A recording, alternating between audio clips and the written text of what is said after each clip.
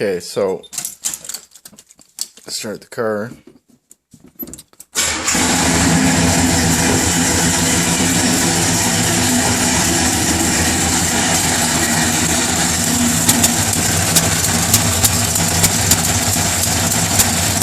don't know how clear the audio is going to be, but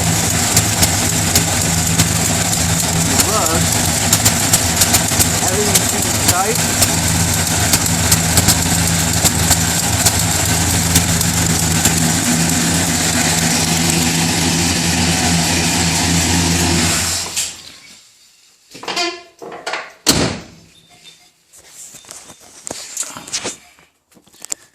I'd almost begin to think maybe it's an exhaust leak, but it's just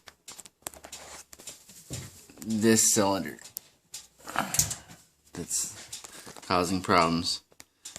And everything seems tight, so any ideas, so on and so forth, would be great.